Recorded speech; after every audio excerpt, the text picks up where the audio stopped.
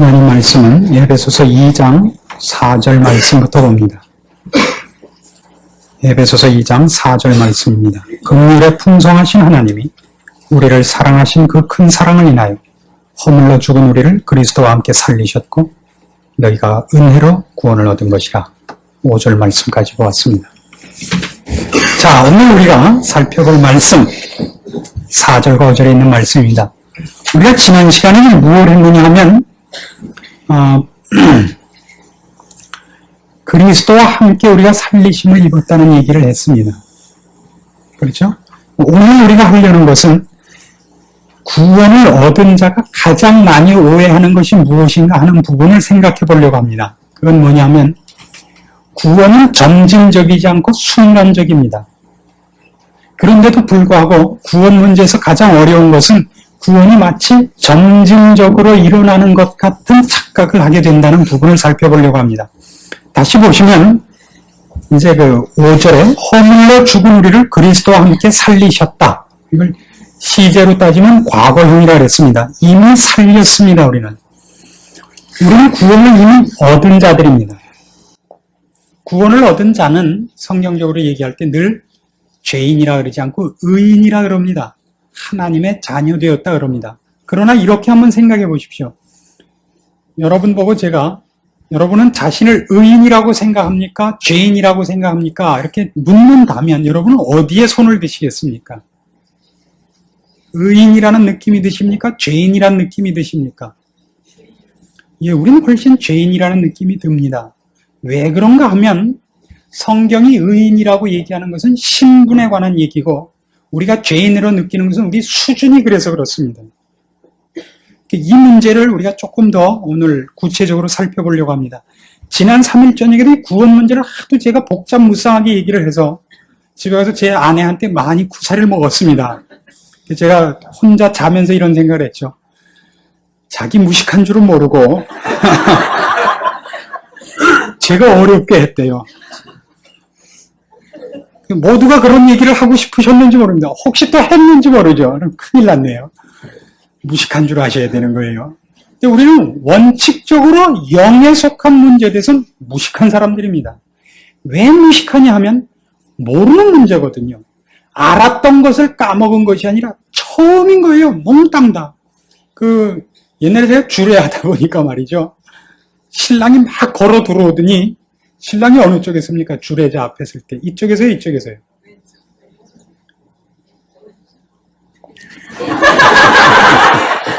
신랑 안 해봐서 모르겠죠.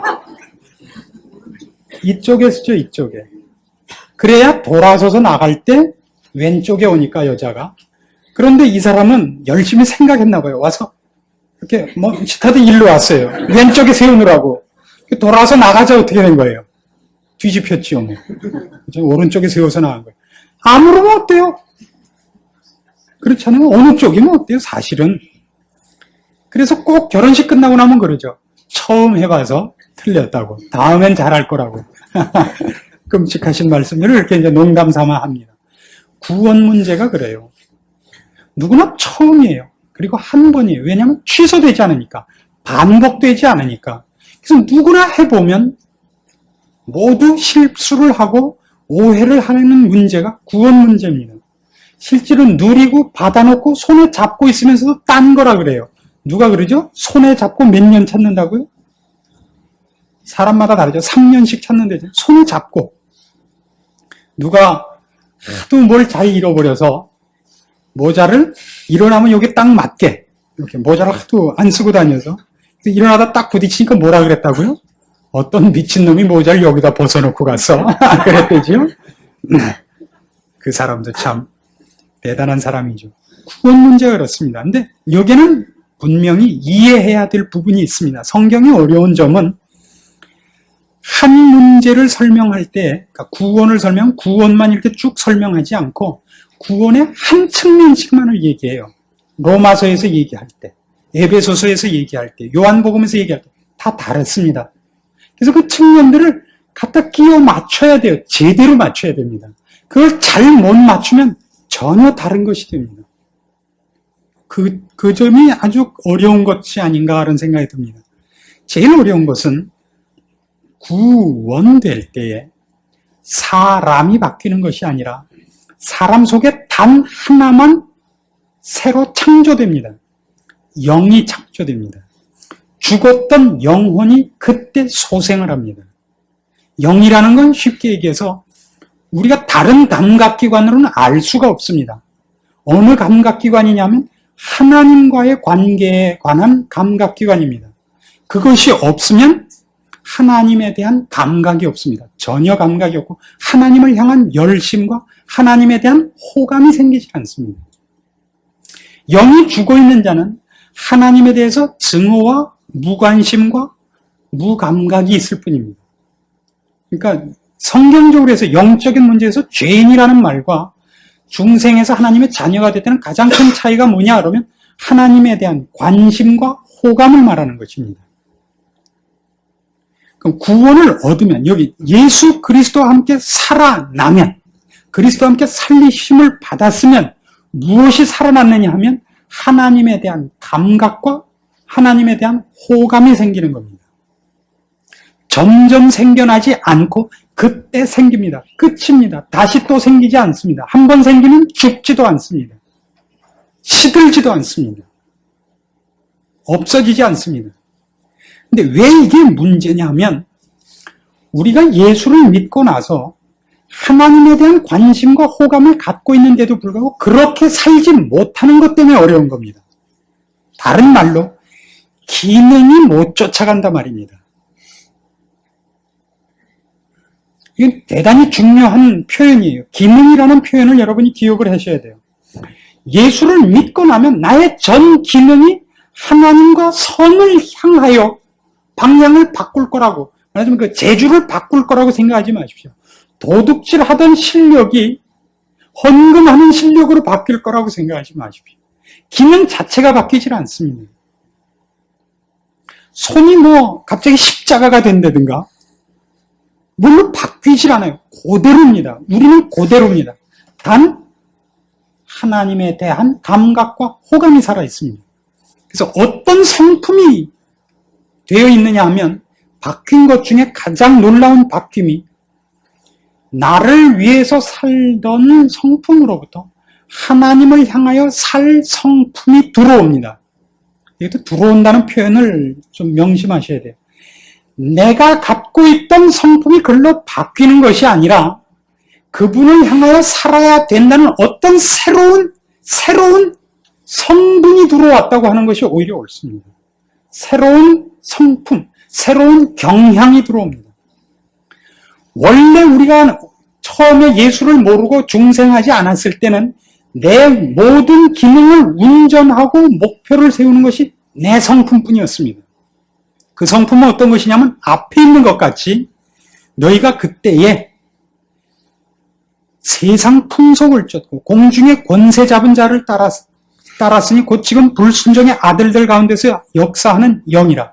이렇게 살았습니다. 그때 우리가 우리 육체의 욕심을 따라 지내고 육체와 마음에 원하는 것을 하여 다른 이들과 같이 본질상 진노의 자녀였습니다.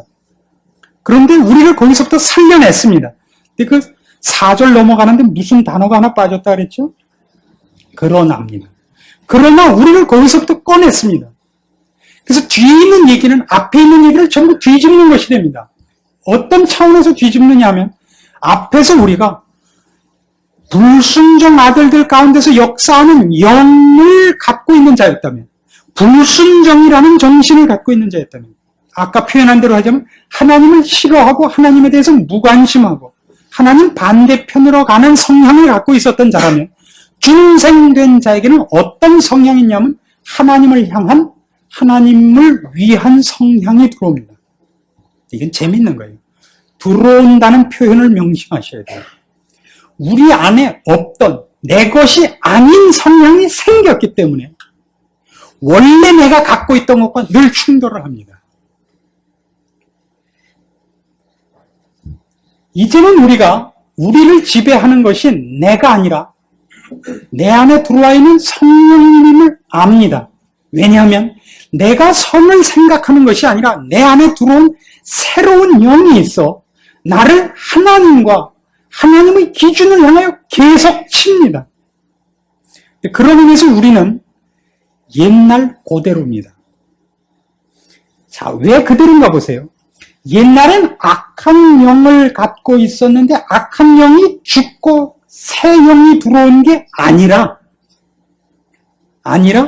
옛날엔 영이 죽어 있는 인간이었고 죽었던 영만 새로 소생한 거예요. 나머지는 그대로예요. 옛날이랑 영이라는 것은 영이 악해져갖고 악한 영과 사귀고 영이 착해져서 하나님과 사귀는 것이 아니라 영이란 극단적으로 표현을 하자면 영이란 살아있으면 하나님과만 교제해요. 그럼 누구만 사탄과 교제를 하는 거예요? 누구는? 영이 없는 자는. 그래서 여기 재밌는 가장 구원 문제를 혼동시키는 근거를 찾게 되는 거예요. 무엇 때문에 우리가 신앙 문제를 그토록 혼동을 하느냐 하면 우리 마음속에 어떤 영이라는 것이 있어. 이것이 하나님을 선택하느냐 사탄을 선택하느냐의 싸움일 거라고 자꾸 생각을 해요. 영은 그렇게 존재하지 않습니다. 다시 말해서 한 인간이 구원을 얻는 것은 하나님을 선택하면 구원을 얻는 거라고 합시다. 그러면 지옥에 가는 것은 어떻게 하면 지옥에 가죠? 사탄을 선택하면 이 아니란 말이에요. 그럼 어떤 문제가 생기냐면 하나님이 여기 계시고 여기 사탄이 있고 중립지대에 내가 있는 게 돼요. 세 영역이 생긴다는 걸 아시겠어요? 내가 하나님을 선택하느냐 사탄을 선택하느냐 중간지대에 있어요. 그럼 이 사람은 어디 가요? 여기도 안 선택하고 여기도 안 선택하면 영원히 안 죽고 아무 데도 안 가요. 사탄은 어느 영역을 다스리느냐 하면 꼭 빛과 어두움 같이 빛이 아닌 것은 어디예요? 그건 어두운 곳이라고요. 이 이분법을 꼭 기억을 하셔야 돼요.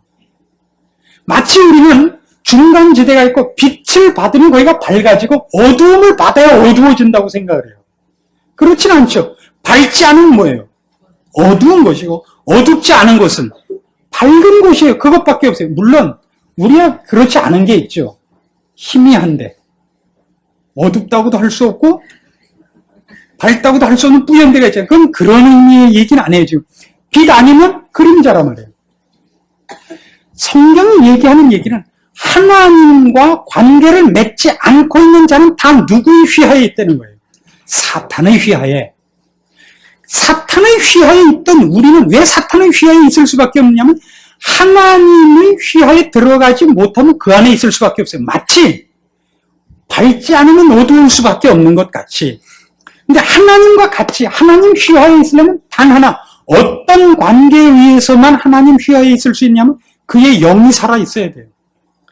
영이 살아있는 자면 하나님과 관계를 맺어요. 하나님이 우리를 살리셨어요. 우리는 영만 없는 존재일 때라면, 그러니까 우리가 육체뿐이라면 그런 의미에서 사탄의 휘하에 있는 자예요. 사망의 권세 아래 있고 죄의 지배 아래 있어요. 죄의 종노릇하는 자리에 있어요. 왜? 하나님을 모르니까. 그런데 하나님께서 우리를 살리셨습니다. 영혼이 소생하고 중생했다 그래요. 하나님을 알게 됩니다. 그럼 우리는 이제 누구 지배하에 들어가고 누구에게 소속되어 있죠? 하나님의 지배하에 있고 하나님께 소속되어 있습니다. 그러나 지금 하려고 하는 얘기는 그가 옛날에 있었던 어느 것을 없애고 새 것이 갈아 끼워져서 하나님 앞에 들어오는 것이 아니라 옛날에 있던 거기에 영혼만 소생되어 있다는 사실이에요. 그러니까 원래 있었던 것은 어디에 익숙하겠어요? 그건 원래 있었던 동네에 너무나 익숙하단 말이에요. 그런데 새로 들어온 새 성품, 새 경향이 하나님과 늘 교신을 해요. 하나님으로부터 계속 명령이 떨어지는 거예요. 이래야 된다고. 그렇지 않은 곳을 가면 자꾸 우리를 브레이크를 거는 거예요. 근데 우리는 몽땅 다 어디에 익숙해요? 눈 감고도 찾아가는 것이 어두운 것이요 죄란 말이에요. 그래서 어떤 갈등이 생기느냐 하면 구원을 얻었더니 더 내가 나쁜 놈이라는 것이 확인될 뿐이라고요. 도무지 나쁜 짓을 하던 데서부터 내가 돌이키질 않더라고요. 왜 내가 하나님 앞에 중생되고 거듭나고 하나님의 자녀가 됐는데 착한 마음이 우러나지 않느냐 그런다고요. 착한 마음이 우러나지 않는다는 걸 왜 하냐면 착한 일을 내가 왜 못하고 왜 자꾸 나쁜 생각이 들어오고 나쁜 일을 아직도 하느냐 이거예요. 왜 이런 악한 것들이 아직도 남아있느냐 그래요. 그거 다 잘라내면 아무것도 안 남아요. 우리는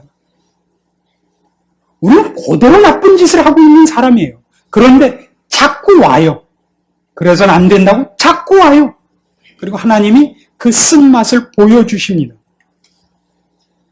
그래서 우리가 갖고 있는 모든 기능들을 의지적으로 돌이켜서 내 안에 들어와 계신 성령님께서 요구하시고 이제 나를 거듭나게 하여 내가 알고 있는 하나님의 성품과 뜻과 목적에 맞도록 살도록 내가 내 다리를 들어서 옮겨놓지 않으면 안 되는 싸움입니다. 이 두 번째 싸움은 성화예요. 다.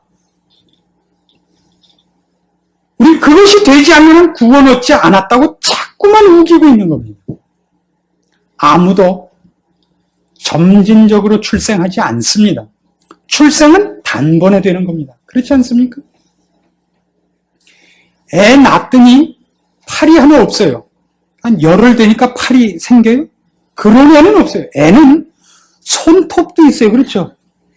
거기도 때가 껴요. 참 별거다. 신통하지요. 애도 잘못 뜨거운 전 먹이면 혀에 혓바늘도 돋아요. 애들도 별거 다 있어요. 4살만 되면 벌써 충치가 생겨요. 애들도 잘못 건사하면 발에 무좀도 생기고 그런다고. 있을 것 다 있어요. 단 그가 있는 것이 하나도 도움이 안 돼요. 애들은 팔이 있어갖고 도움이 되지 않고 손해보는 때가 훨씬 많아요. 괜히 난로에 다 갖고 뒤고 그래요. 그거는 뭘 하는 게 아니라 있는 건 모두가 뭐에 노출되어 있느냐 하면 피해에 노출되어 있다고요. 그의 눈은 보는 데 쓰이는 것이 아니라 위험에 노출되어 있을 뿐이에요. 이해하십니까? 애들은 있는 것이 다 손해예요. 그냥 뱃속에 한 10년 데리고 있다가 10살로 나왔으면 좋겠죠? 우리 애가 그런 물어보는 거예요. 우리 할머니 보고 물어요. 아빠를 할머니가 낳았어? 응. 삼촌도 할머니가 낳았어? 응. 우리 엄마는 왜 날 요단하게 낳았어? 아버지는 40이 되게 낳아놓고서 그런 착각을 한다고요. 위험과 피해에 노출되어 있다는 것을 기억하셔야 돼요.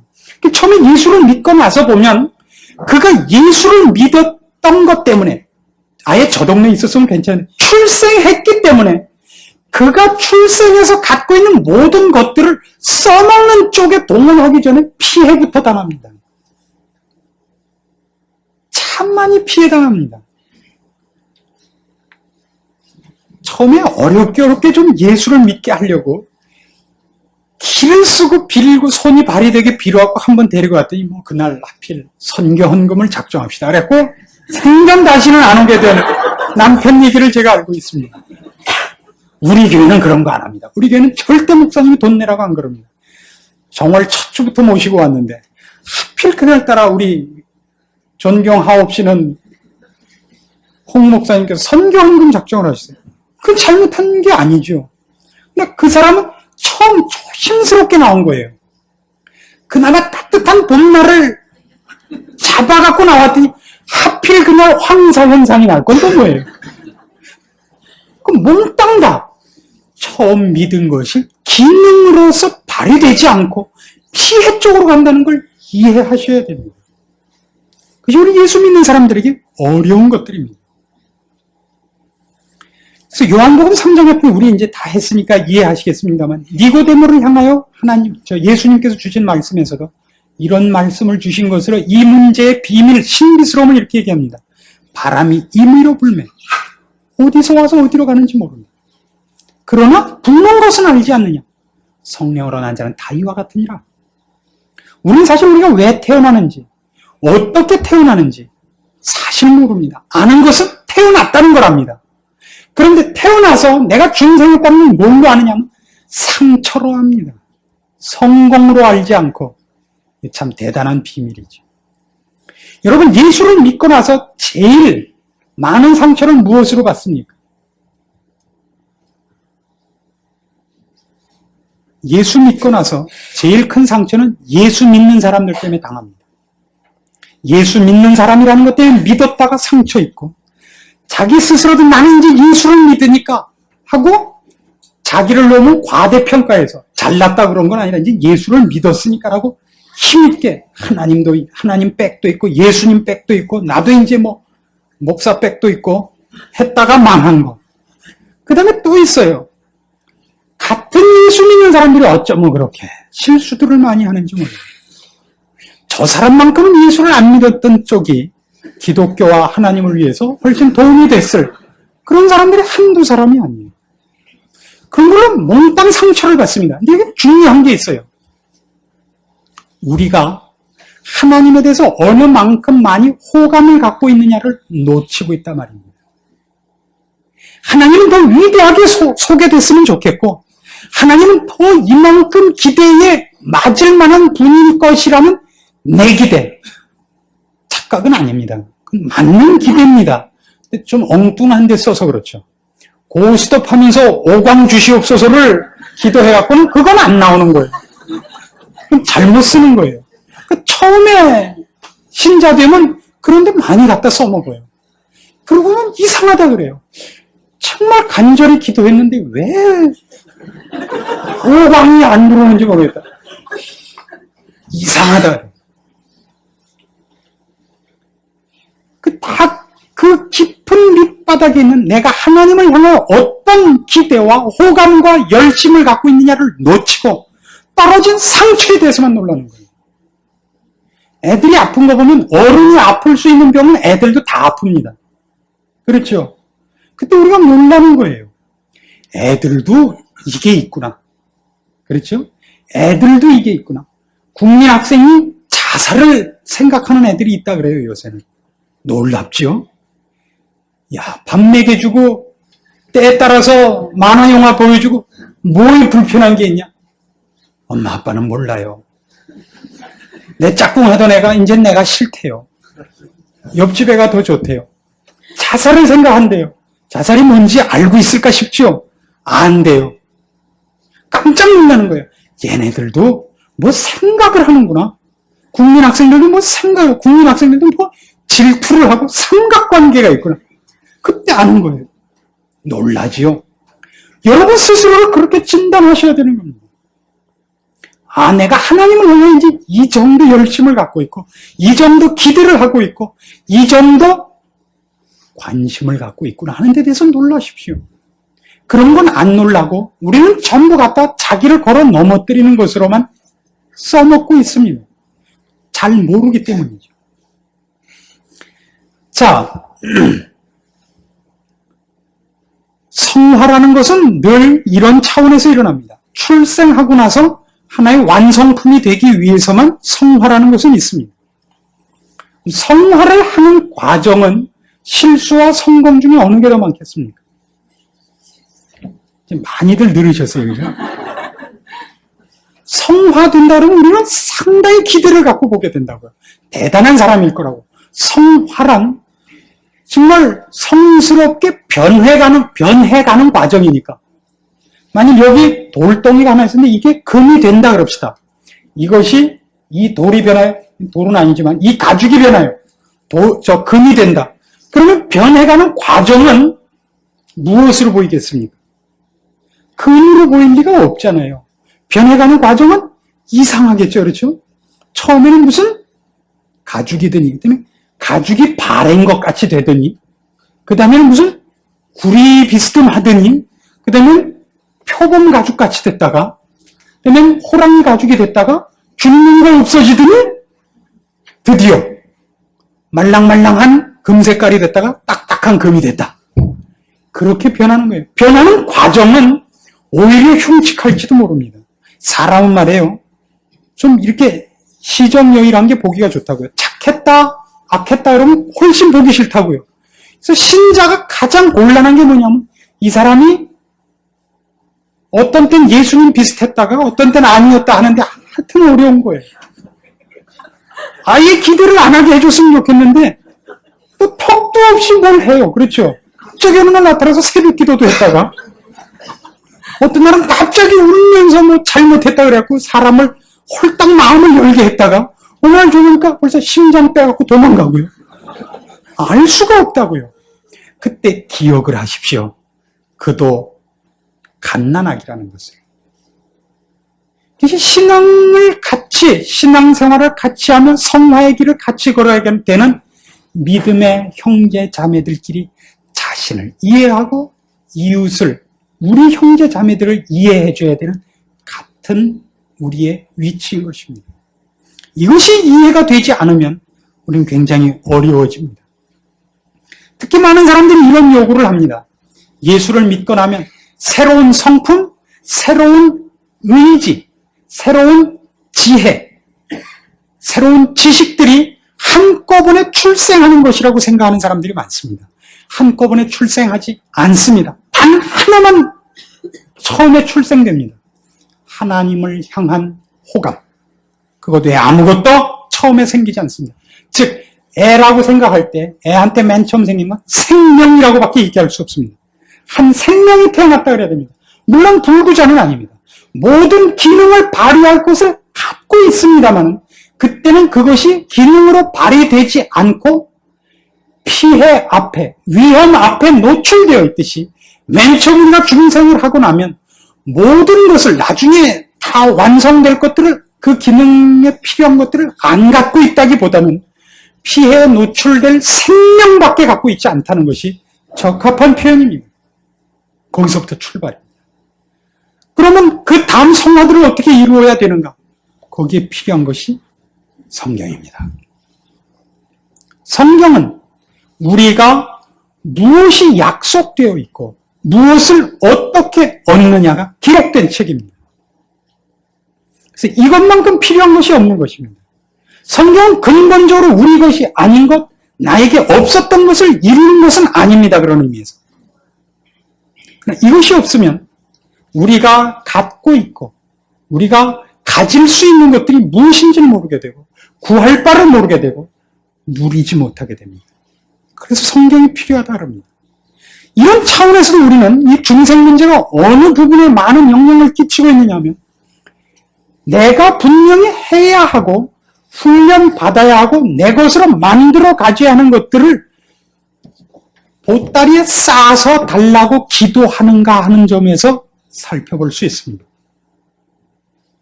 선한 길과 악한 길을 구별할 줄 알고 선한 쪽으로 나를 돌이키는 훈련을 해야 됩니다. 그러기보다는 우리는 선한 쪽에 저기 가서 서 있게 해달라고 기도를 하기가 훨씬 많습니다.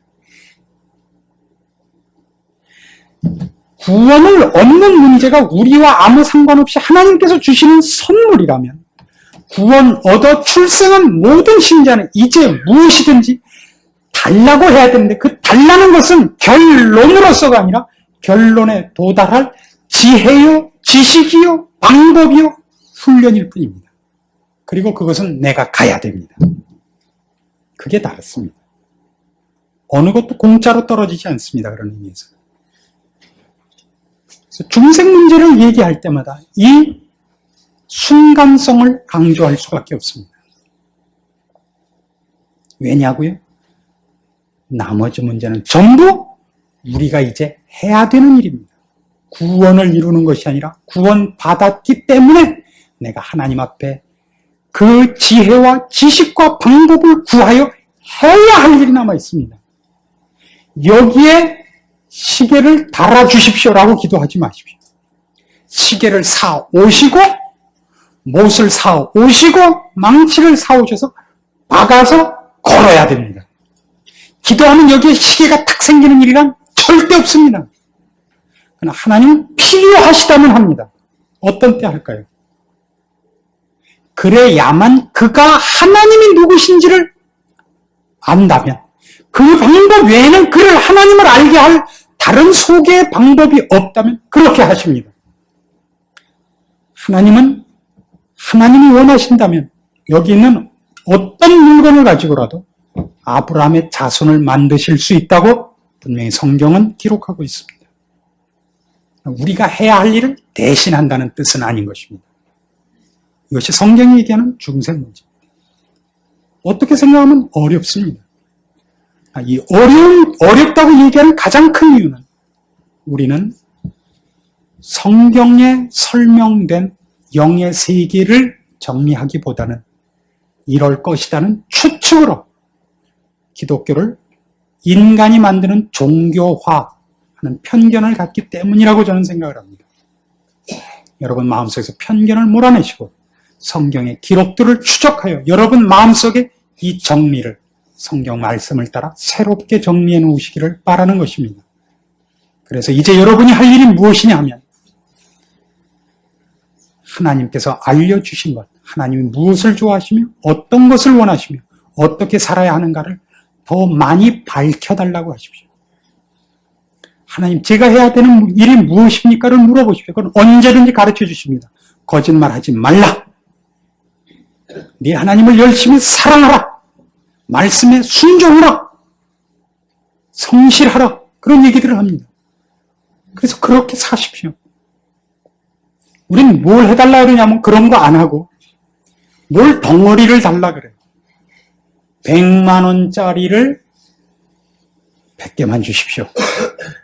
우리가 달라는 건 늘 내가 해야 할 일, 해야 할 방법이 아니라 어떤 결과를 달라 그래요. 그러면 뭐 때문에 살아있는지 모르겠어요. 지금 우리 교회에서도 할 일이 참 많습니다. 하나님, 이 교회를 2만 평이 되게 해주십시오. 그렇게 하지 마십시오. 그렇지 말고 지금 할 일을 요구하십시오. 그것이 하나님이 요구하시는 겁니다. 지금 할 일이 무엇인가? 우리는 왜 와보면 청소가 잘 안 돼 있는가? 깨끗한 교회를 주십시오. 여러분, 하나님이 바람을 싹 보내서 먼지를 싹 치워가는 게 아니라 누군가가 와서 쓸어야 되는 겁니다. 우리 교회는 왜 목사님이 말라 있습니까? 볼 때마다 은혜가 안 됩니다. 살을 찌게 해주십시오. 그럼 고기를 사들고 오십시오. 완전히 이게 정치적 발언이에요. 제 아내가 하라 그래서 하는 겁니다. 저는 전혀 저는 관심이 없는 사람입니다. 사오시면 제 아내가 먹고 살이 찔 것입니다. 우리가 얼마나 신앙 문제에 대해서 내가 할 일을 요구하는 것이 아니라 결과를, 즉 게으른 요구를 하고 있는가를 이해하셔야 됩니다. 저는 그것이 우리들이 게을르기 때문이나 하거나 우리가 뭐 좀 남다르게 머리가 나쁘다고 생각하지 않고 구원 문제에 관한 오해에 있다고 생각한다 이겁니다. 오늘 본문에서 제가 간추리고 싶고 분명히 분석해내고 싶은 부분인 것입니다. 그것이 하나 잘못되어 있으면 신앙생활 전반에 이렇게 많은 오해를 끼친다는 말씀입니다. 여러분은 새로 출생하셨습니다. 여러분이 보시기에도 여러분이 만족스럽지 못한 데가 있고 오히려 불만스러운 데가 있을지 모릅니다. 그러나 그건 모두가 다 출생했기 때문에 생긴 것입니다. 교회에 안 나왔으면 그런 일 없었을 거 아니에요. 그렇죠? 얼마나 많이 여러분 남편이 그렇게 얘기합니까? 그런 걸 왜 나가냐고. 그런 걸 왜 나가냐고. 나왔기 때문에 그 아픔은 있지. 안 했으면 생기지 않은 것입니다. 그건 사실입니다. 누가 그렇게 얘기를 해요. 같이 어디 여행을 가면 게으른 사람이 꼭 있어요. 가위바위보에서 당번해갖고 첫날은 누가 무슨 청소, 둘째 날은 누가 청소하는데 그 친구 당번이 되면 슬로건을 걸어요. 청소하지 말고 깨끗이 살자. 밥도 해먹지 말자고. 아침에 일어나질 말자요. 안 돌아다니면 깨끗할 것 아니냐고. 그런 요구를 하고 있다는 걸 아셔야 됩니다. 우리의 상처는 우리가 태어났기 때문에 상처를 받은 것이요. 아픔이 있는 것이요. 고통이 있는 것이라는 걸 잊지 마십시오. 그러나 출생했기 때문에 이제 바로 출생 문제에다가 우리가 적용했던 그 문제는 출생했기 때문에 적용해야 될 문제인 것입니다. 이제 열심히 살아야 됩니다. 신자답게 요구하십시오. 결론이 아니라 무엇을 어떻게 해야 되는가를. 그래서 매일 하나님의 사람으로 할 일이 있어야 마땅합니다. 기도하십시다. 하나님 아버지 은혜를 감사드립니다. 우리로 이 자리에 있게 하시고 주를 알게 하신 은혜를 감사드립니다. 아직은 우리가 상처와 아픔을 더 많이 느끼고 보란듯이 하나님 앞에서 충성되이 일 한 번 제대로 못했습니다마는 누구나 이렇게 출생한다는 것을 주의 말씀을 따라 깨달으며 그래서 이제는 힘을 다하여 주 안에서 커서 주의 나라와 복음과 주의 크신 이름을 위하여 쓰여지기를 소원합니다. 속히 자라게 하옵시고 우리가 마땅히 구할 것을 구할 줄 아는 자리에 이르게 하사 철이 들게 하여 주시기를 원합니다. 내가 하나 있으므로 주님의 나라에 남의 손을 빌어 써야 하는 사람이 되지 말고 내가 다른 한 사람의 짐을 덜어줄 수 있는 사람이 되게 하심으로 주께서 이 시대와 이 사회를 위하여 마음에 품고 계시는 모든 은혜들과 축복들을 나누시는 데에 우리가 쓰여지는 일꾼이 되도록 불러주시옵소서.